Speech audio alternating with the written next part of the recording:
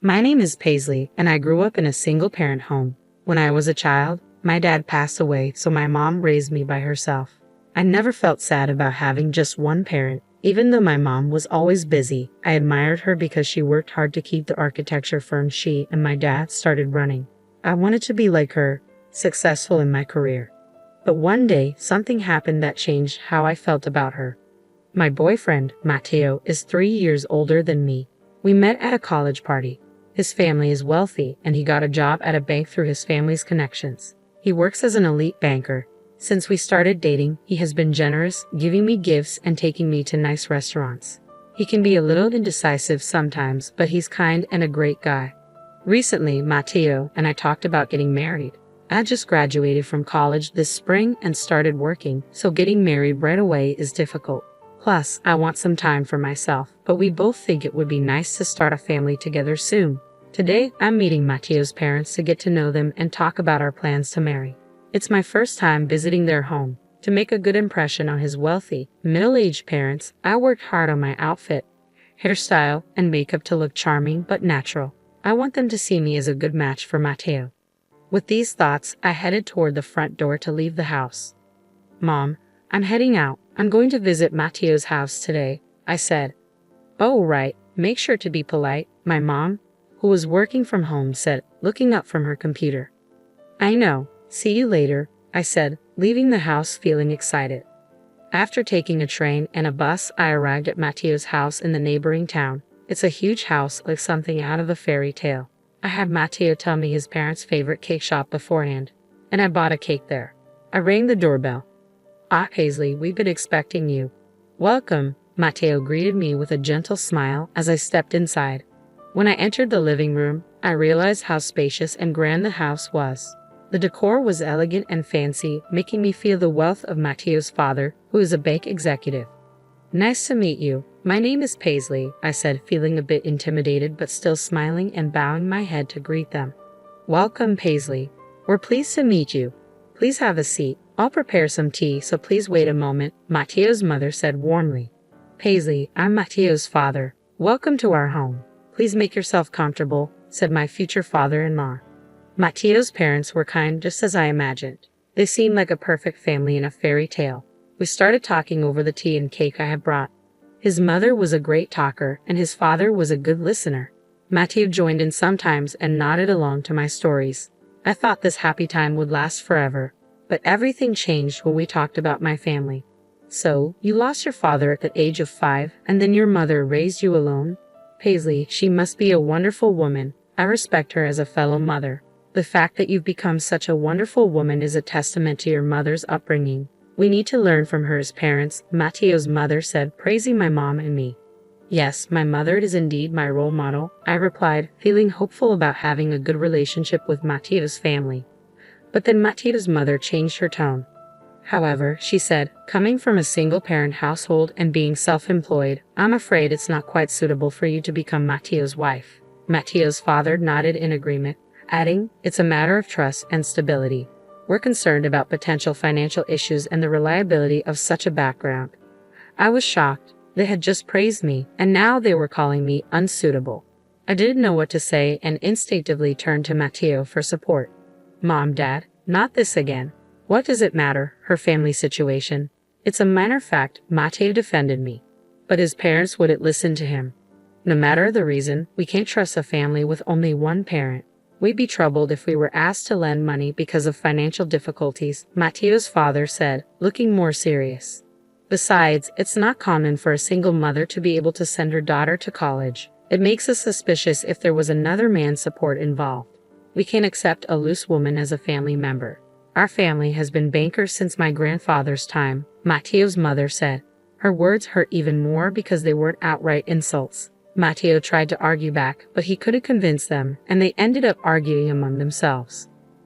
"We can accept that you're just dating her for fun, but you should consider the impossibility of marrying her. The lifestyle levels are too different between you and this girl. I think you'll end up breaking up due to differences eventually," Matteo's father concluded. Matteo couldn't argue back. He just listened to his parents quietly. Finally, he turned to me with his head bowed. "I'm sorry, Paisley. I can't marry you after all," he said. What? Just because I'm from a single-parent family, do I have to give up marrying you? I asked, feeling devastated. I don't want to say this either. Please don't blame me, Matteo replied, his voice strained. You knew about my family situation for a long time, didn't you? You even met my mother. Do you also think that my family and I are unsuitable for your family? I asked, hoping he would disagree. Matteo, who usually struggled to make decisions in situations like this, said nothing. His silence was the clearest answer. He must have thought that marrying me wouldn't be a good match, just like his parents said. I felt sad. I never thought that not only his family, but even Matteo would reject me just because I come from a single-parent household. Paisley, please just go home, he finally said with a strained voice. Honestly, I didn't want to stay there a second longer either. I'm leaving. I'm sorry for the trouble, I said. No one tried to stop me. They probably felt relieved that I left. With tears streaming down my face, I retraced my steps and went straight back home. When I got home, my mother noticed my tears and asked me what happened. There was no point in lying to her. She knew where I had been and what I was doing. It felt like I was dishonoring my mother's way of life, and I really didn't want to tell her. But I told her everything. As expected, my mother was infuriated by the harsh treatment I had received. Well, so that's the kind of family they are. It seems like your boyfriend Matteo was just going along with them. Certainly, a marriage with a guy like that wouldn't last long, so I think it's better not to marry him, she said, trying to comfort me. Mom, I began, but she continued. It must have been tough. You did well, my mom said. Even after hearing the terrible things that Matteo's family said about her, my mom still worried about me and hugged me. Then she asked, which bank does Matteo's father work for? I remembered the name of the bank clearly because Matteo often bragged about it. When I told my mom, she seemed to understand. Paisley, your mom might not earn a lot, and you don't have a father in the house. It's okay to feel unlucky about that, but remember, you should never feel embarrassed or inferior, she said. After your father left, I raised you always believing this, so I will never forgive Matteo and his family, she added. Even though I had cried my eyes out on the way home, tears began to well up again. My mom's words reminded me of something important. I love my mom very much. I admire her hard work, and I want to be just like her someday. It's ridiculous to deny my admiration for her for the sake of Matteo and his family, who dismiss it for such a trivial reason. The next day, my mom said to me, I checked, and as I thought, our company does have dealings with Matteo's father's bank. I don't want to deal with a bank where the father of a man who dumped my daughter so harshly works, so I'm going to cancel the contract. I'll explain the whole situation. I don't know what will happen, but if they say trust is important, let's make sure they understand that they no longer have my trust. Mom called the bank right when it opened, bypassed the loan officer, and asked for the branch manager. Branch manager, she began. We're terminating our dealings with you. Yes, I'm sorry it's so sudden, but it seems that one of your officers has severely mistreated my daughter. If you're willing to hear the details, I'd be happy to come and explain it personally. What do you say? She finished. I overheard my mom's conversation just before I went to work. I knew she was going to terminate the contract, but I didn't know what would happen next. I didn't understand what it meant until a few days later when I got a call from Matteo asking me to meet him at a nearby park. When I arrived, Matteo and his parents were there. His parents were glaring at me. Matteo asked me in a troubled voice, my dad suddenly got fired, and when I asked why, they said it was because of my girlfriend. What on earth have you done, Paisley? In that moment, I understood everything. What it means to sever a contract and what it means for a banker to lose trust. It all became clear to me. If someone who lends and borrows money based on trust loses that trust, they essentially lose their livelihood. If there's a cause that erodes the vital trust from customers, it must be eliminated. In other words, his father was expelled from the company as the root of all evils that undermine trust.